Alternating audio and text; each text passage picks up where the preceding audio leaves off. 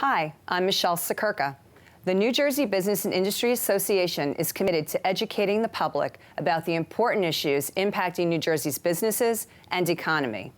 That's why we're proud to support the important programming produced by the Caucus Educational Corporation. State of Affairs with Steve Adubato is brought to you from the Agnes Veris NJTV studio at 2 Gateway. Funding has been provided by RWJ Barnabas Health, International Union of Operating Engineers, Local 825, the Northeast Regional Council of Carpenters, Fedway Associates, the New Jersey Association of Health Underwriters, New Jersey's benefits specialist, the New Jersey Office of the Insurance Fraud Prosecutor. Insurance fraud costs New Jersey families $1,300 a year. And by Georgian Court University. Promotional support provided by the New Jersey Business and Industry Association. And by Observer New Jersey Politics.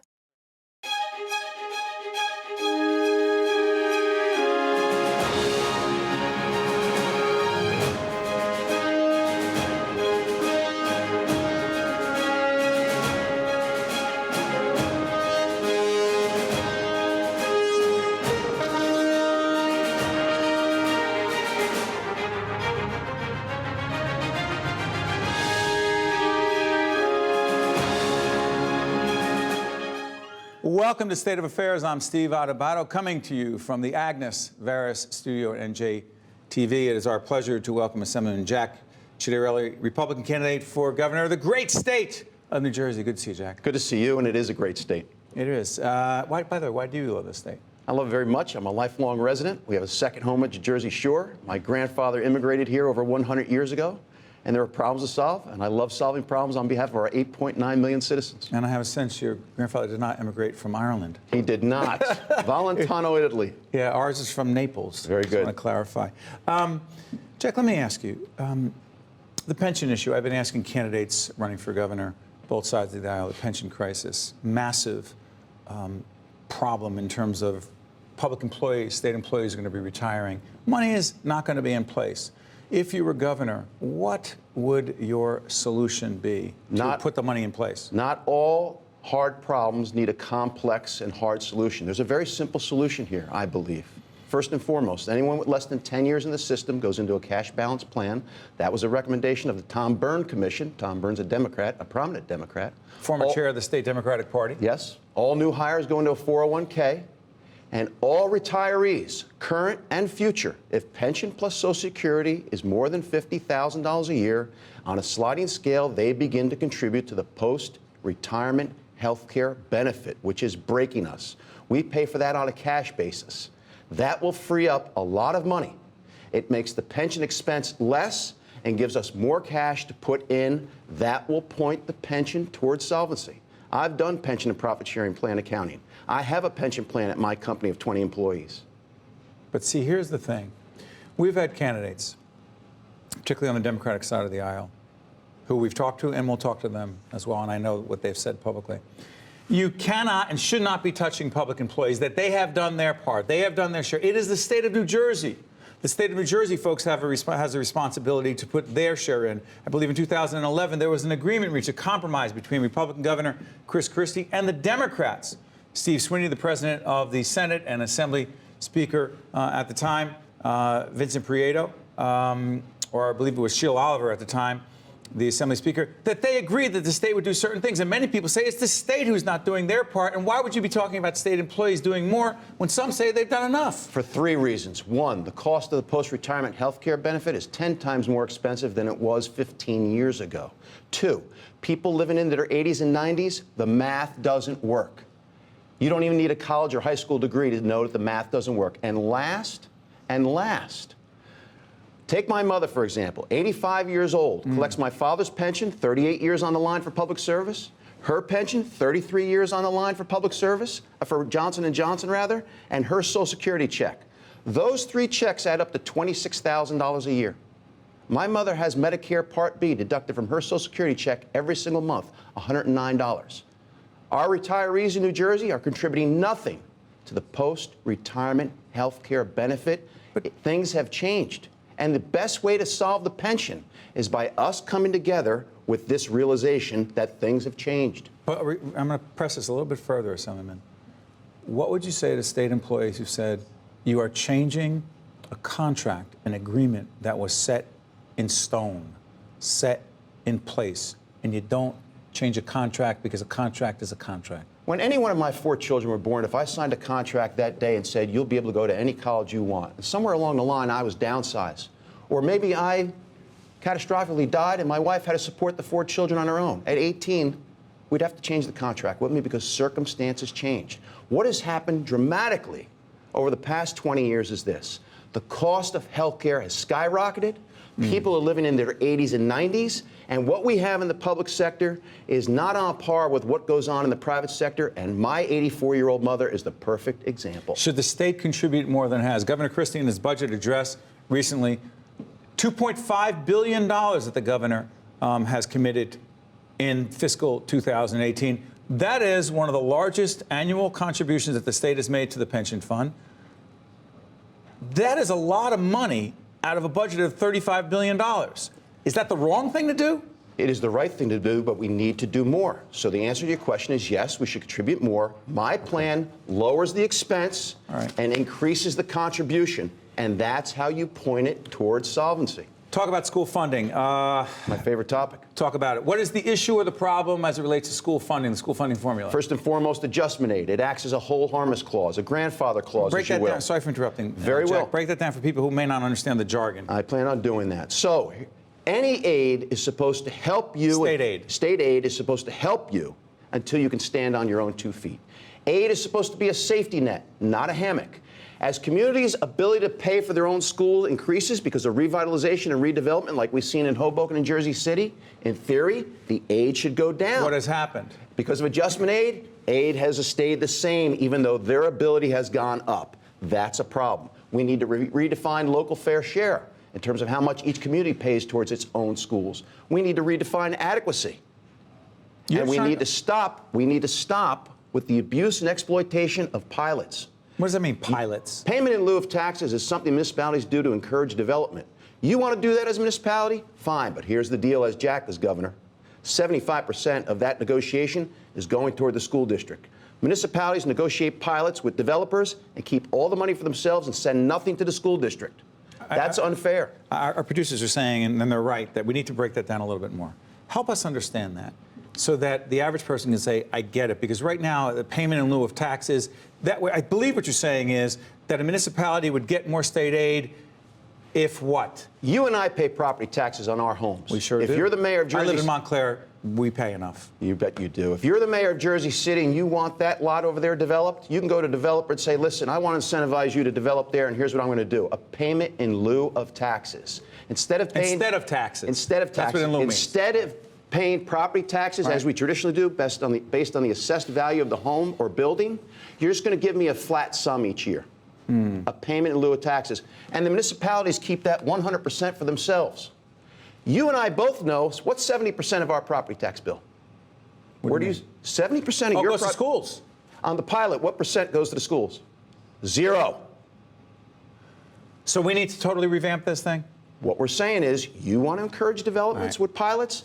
Fine, but 75% of the pilot has to go to the school district. Assemblyman, let's shift gears to the health care issue. Your colleagues in Congress, your Republican friends in Congress, are talking about repealing and replacing the Affordable Care Act, Obamacare. The president. Now, you did not vote for Donald Trump? I did not vote in the presidential election. Okay. I voted for everyone else. I was in the ballot, but I did what Reagan did in '76. I didn't vote for either candidate. Well, the Republicans in Congress and the president are talking about repealing and replacing the Affordable Care Act. What is at stake for the citizens of New Jersey, and what are your concerns about what the Republicans may be doing as it relates to the Affordable Care Act? I'll answer the second part of your question first. Go ahead. Replacement better be damn good. Translate that. The replacement better be damn good. As it relates to what? As it relates to what Obamacare currently does, especially for health care for the poor. So you think it's been good? You think Affordable Care Act's been good for New Jersey? For health care for the poor. I will tell you, as an employer of 20 people that provides health insurance, it has failed. It has failed. My premiums increased last year as an employer. We renewed February 1st of this year, 17% increase. It has not controlled the cost of health care, which continues to spiral up and suppresses the raises I'm able to give people. People forget this. The reason why we have wage stagnation is because health care is so expensive. So the replacement better be very, very good. New Jersey is one of the states, and I credit Chris Christie for having done this, that opted in for Medicaid expansion. Which brought a lot of people coverage who otherwise would not have had Close to 500,000 in New Jersey, and we cannot abandon them. And I've heard Republican Congress people in New Jersey say the same thing. Are they wrong? They are not wrong. No. Are the Republicans in Congress outside of the ones you're talking about who say, listen, we'll have a federal block grant, let the states take care of it, but the feds are out of this whole Medicaid thing? They are wrong. They are not wrong if the replacement is just as good, if not better, with respect to the health care quality. Jack, you have doubts. I do have doubts because when you talk about replacing something, I think the responsible thing to do is have the details ready for what the replacement is. Got it. I will say this to you, though. Medicaid is the second largest expense item in our state budget behind school funding, and I have ideas on how to totally reform the way we provide Medicaid care in New Jersey. Real quick, I say Donald Trump, one word. You say? On the come. You worried about him? I am not worried about him. You're not worried about Donald Trump? No. And I'll tell you why. Okay. Because the American people are resilient. The American people are resilient. And last night... You mean his speech to Congress? Last night, his State of the State, he was presidential. Listen, he's talking about issues that matter to Americans. We may not always like the way Donald Trump says it, but the fact of the matter is he's talking about issues that make people, that they're insecure about. Security, trade agreements, jobs. He's talking about issues that matter to Americans. Real quick, you are dealing with health issues as we speak right now, but you are just, you were diagnosed with cancer when? In late October, I was diagnosed with cancer. On November 15th, I had surgery. I began radiation in December, completed radiation in January, clean bill of health, feel great. I'm rocking and rolling. And we'll continue to see you throughout this campaign. But I want to ask you something about this. I've asked every candidate who's come through here, I'll continue to do this. The number one lesson you've learned about leadership in your professional and or personal life that would help inform you as governor is? Be honest about the crisis at hand and put forth a viable solution. Even if people don't agree with every aspect of what you're proposing, they will appreciate the honesty with which you're trying to solve problems. People know bull when they hear it. I was actually watching an old Few Good Men, right? Jack Nicholson. And, Jack Nicholson. I was watching the scene. You can't handle the truth. And I thought to myself, I don't want to go to the whole scene, one of my favorite scenes of all time. I thought, can people handle the truth? You say, Assemblyman? I just issued a press release that said I'm glad a couple of the other gubernatorial candidates weren't my doctors. My doctors told me the truth. They gave me the very hard prescription of medicine. I followed their orders. I'm healthy today. That's what we need here in New Jersey. Assemblyman, we appreciate your candor. We appreciate you being here and all the candidates that we've invited here for governor. We wish you all the best. Thank you, buddy. Thank you. Looking forward to next time. Stay with us on State of Affairs as we continue our dialogue as to who will be New Jersey's next governor and what it means to you. Right back. New Jersey voters will soon decide who will be New Jersey's next governor after Chris Christie. Now, my job is to ask the candidates the tough questions that you want answered. So follow me on Twitter @SteveAdebato and post the #1 question that you want me to ask New Jersey's next governor. State Assemblyman John Wisniewski is a Democrat running for governor in the great state of New Jersey, chair of the Assembly Transportation Committee. He is one of many candidates we're interviewing who want to lead this state because New Jersey needs leadership that's looking out for the middle class and not looking out for the insiders. And the government we've had currently for the past 8 years has been doing just that, looking out for the insiders. Define this insider thing. I mean, you were chair of the Bernie Sanders campaign against Hillary Clinton. Is that what this is about? No. I mean, look, I was honored to support Senator Sanders because I thought he would have been a better candidate in the general election. He lost the primary. We supported Secretary Clinton. But in that election defeat, we have to recognize that there is a changed attitude in the electorate and that they're not looking for party leadership to dictate to them, trust me, this is who you should vote for. They want to have the privilege of choosing for themselves, and that's what we see happening in the New Jersey governor's race. So let's go through, Assemblyman. We've known each other a long time. You were on our previous iteration of this program, Capital Report with my great colleague, Raphael P. Lerman, and we talked about a whole range of issues, largely about transportation. We may get to that now, but I want to talk about one of the major issues the governor talked about yesterday. We're taping this on the 1st of March, except this issue will not be resolved anytime soon. The pension crisis, 40, 50, 60 billion dollars, the unfunded liability, if you will. Yeah. Public employees who will retire, the state government. Here's the question. If you were governor, how would you solve and address that problem? Well, you have to address the problem by looking at how we got to the problem, because all of the solutions that have been talked about have been trying to capture in a way that is so small. It took us 20 years to get to the point where our pension system is in crisis. In 1996, it was 100% funded. Now it's not. And so it's going to take us a long time to get to that point where we could get back to having a fully funded pension system, which most actuaries say is 70 to 80%, not 100%. This governor has been overstating the problem and underestimating the period of time to solve it. Hold on, wait a minute. What do you mean overstating the problem? I mean, so he said, most analysts, excuse me for interrupting you, Senator, most analysts have said that New Jersey has one of the worst funded or most underfunded pension systems in the nation. So how is he? Well, that's a description. That's not a numerical fact. And so, yes, it is one of the worst funded. But when the governor starts talking about getting it to 100%, you and I both know that you don't need to get it to 100%. So he charges an unrealistic number. He says the number is this big and it's impossible to get to, because his goal all along has been to do away with the pension system and to not really do away with it? Do away with it. He doesn't. He has criticized it. He has basically said time and time again that this can't be solved. And so he's creating the problem in a sense that is too big to fix. And then he chooses a very artificially short time horizon within which to fix it. And so, yes, if you choose a number that's 100% and you say we have to get it done in 10 years, it's hard to fix. But let me just finish on this note, Steve, is that the one group of people who have no blame in this are the people who went to work every day and every other week had a deduction taken from their checks for the pension. The state of New Jersey chose public employees. The state of New Jersey chose not to honor its obligation. And so for the state to now say to all these employees, look, the state failed in its responsibility, so all of you now have to bail us out, is wrong. Well, let me ask you this. I mean, we had the governor in many interviews over the years where he said, look, I would like to provide more of the state share that we said we would do, we would put in there, but we don't have the money. So my question to you is, regardless of debating how bad the problem is, it is a serious problem. Right. If you were governor, where would you find the dollars? How would you find those dollars to increase the amount of the state contribution to the pension fund? Because you are saying public employees are off limits in terms of renegotiating any of those arrangements in terms of benefits. That's what you seem to be saying. We can't blame the public employees for the problem the state created. So where are we going to get the money? Let's look at the $7+ billion that we have spent during this administration on what I would call corporate welfare, givebacks to businesses in the hope that they would create jobs in New Jersey. We've seen time and time again that that has not worked out as intended. We've wasted that money that could have gone to our pension system. Number two, $500 million a year going in hedge fund management fees for our pension system. That's $2+ billion over the last 6 years that could have been going in to increase the total capital in that system, to increase the earnings in that system. Instead, it went to well-connected people who are managing. Shift those dollars to the pension fund. And let's by the way, would you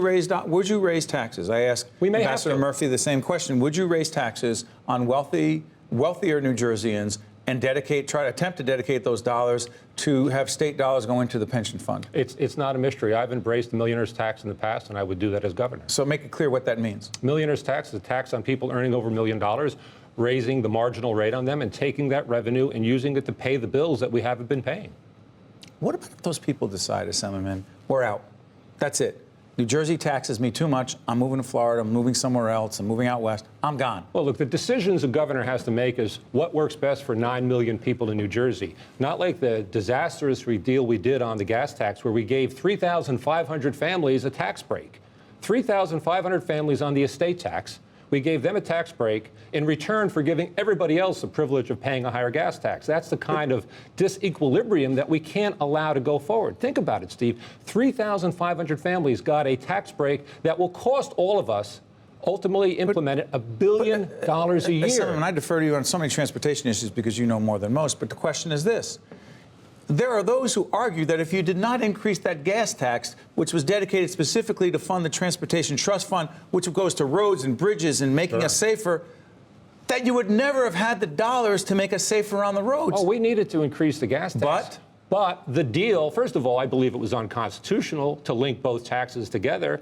But you mean reducing the estate tax? We reduced the estate tax. We cut the sales tax 1/8 of a penny. I'm sure everybody appreciates that. The reality is we gave away $1 billion a year in order to raise the gas tax $1 billion a year. So if you assume for a moment that we had $1 billion in loose cash that we weren't using, why didn't we use that to fund transportation? The reason is it wasn't $1 billion in loose cash. We still have no idea how we're going to make up for that shortfall. And this is the problem with the budgeting under Governor Christie. School funding. We don't know where we're going to be. Governor Christie has said he wants to work with the Democratic leadership in terms of finding a way to deal with this. Yeah. Would you admit that right now, after years of court cases, Abbott versus Burke, other cases, those Abbott districts, those 28, or is it 31? I'm not sure the exact number of Abbott districts right now. That beyond those urban districts, that there are other suburban districts, other districts you know well. You may even actually represent some of them. I represent urban and suburban districts. But some of the districts who argue that we are not getting the state funding that we deserve under the formula. School Funding Reform Act, which has not been fully funded except for the first year. And therefore, their property taxes are higher than they should be, and those people can't afford it. Therefore, the question is this, long-winded question, I know. What should be done to improve, if not fix, if not throw out, or do something with school funding in the state? Well, I think it's a mistake for a governor in the last 9 months of his term to say, let's change the school funding formula so whoever succeeds me is now going to be committed to my vision of funding education. We have a School Funding Reform Act that we've never fully funded except for the first year. Let's try something novel. Let's fully fund it. That does one thing immediately. It provides property tax relief for so many communities who are digging into taxpayers' money because they don't have enough support from the state. Let's see how that works so we can then adjust the formula if there are problems with it down the road. But we've never actually lived under this act as intended. And so for people to criticize the formula when the legislature and the governor has not been willing to fund it, I think is a mistake. What should we do? 30 seconds. What should we do? We should fully fund the School Funding Reform Act. But where should those dollars come from? Should we, again, more money from the millionaires? How many times, how many different ways? Steve, where would the money come from? So we've got $7.5 billion that we wasted in corporate welfare over the past 7 years. We've got a millionaire's tax. We gave away $1 billion in the estate tax cut. These are funds that could have been That's already used. dedicated, respectfully. I'm sorry for interrupting. That's already dedicated. The estate tax, we gave it away. What do you mean it's already dedicated? Well, you can't get it back. Well, we could reinstate it. So you think undo that? You have to. As governor, you would undo it? You have to. Okay. How about this one? Say the Trump administration, together with the Republican Congress, repeals and, in fact, replaces the Affordable Care Act, otherwise known as Obamacare, ACA. We don't know what it's going to look like. They don't know what it's going to look like. That's early in March. They say, the president says it's going to look different. It's going to, everyone who has health care. The whole administration looks different. Well, they say things are going to get a lot better and no one is going to lose their health care coverage in New Jersey and across the nation. You say? I say that I don't know what they're smoking, but it's hard to imagine how they can have a plan and not know what the plan is. I mean, that's essentially what they're saying. Trust us, we're going to fix this. We don't know how we're going to fix it. We don't have the faintest idea on what it's going to look like, but trust us, things will be okay. What's at stake in New Jersey? Who's at stake? Well, 500,000 people who currently get their health care from the Affordable Care Act, which gets subsidies of almost $1 billion. Those folks, there's a young lady expecting her first child today, doesn't know if when the child is delivered, she'll have health care. Or the young man or woman in college today getting health benefits through their parents' policy, they don't know when they graduate if they'll still have health care. These are real problems that the Trump administration has thrown into question. And what I think we ought to be doing in New Jersey is creating a single-payer health care system. It's doable. We have the resources to do it. Single-payer. A single-payer health care. Well, government running with an insurance plan that covers everybody. So before I let you out of here, number one lesson you've learned about leadership in your professional and or personal life that you would take into the governorship is? I think that when you tell people exactly what you think and you defend it, people respect you for it. They may not always agree with you, but they want their elected leaders to be able to tell them exactly what's on their mind and how they'll solve problems. Because for far too long, we've had elected leaders who pull the punch, who don't say exactly what they mean. They hope they can prevaricate and dodge the issue long enough so they can get into office and figure out a way around it. But I think our constituents are smarter than we give them credit for. They want to have an honest debate with their leaders. They want to understand what their leaders believe. And they want an opportunity to disagree and have their voices heard. And our political process today is designed to let's keep the dissent down. Let's not have the discussion. Tell you what, people are participating in our discussion here, not just with you, Assemblyman, but other candidates running for governor. By the way, thank you for joining us. Steve, thank you. State of Affairs. That is it for this edition of State of Affairs, and continue the conversation on social media. Follow me on Twitter at Steve Adubato. See you next time on State of Affairs. See, people want to continue this conversation. Absolutely. Thank you, Assemblyman. State of Affairs with Steve Adubato is a production of the Caucus Educational Corporation, celebrating over 25 years of broadcast excellence. State of Affairs with Steve Adubato is brought to you from the Agnes Veris NJTV studio at 2 Gateway. Funding has been provided by RWJ Barnabas Health, International Union of Operating Engineers, Local 825, the Northeast Regional Council of Carpenters, Fedway Associates, the New Jersey Association of Health Underwriters, the New Jersey Office of the Insurance Fraud Prosecutor, Georgian Court University, and by these public-spirited organizations, individuals, and associations committed to informing New Jersey citizens about the important issues facing the Garden State, and by Employers Association of New Jersey.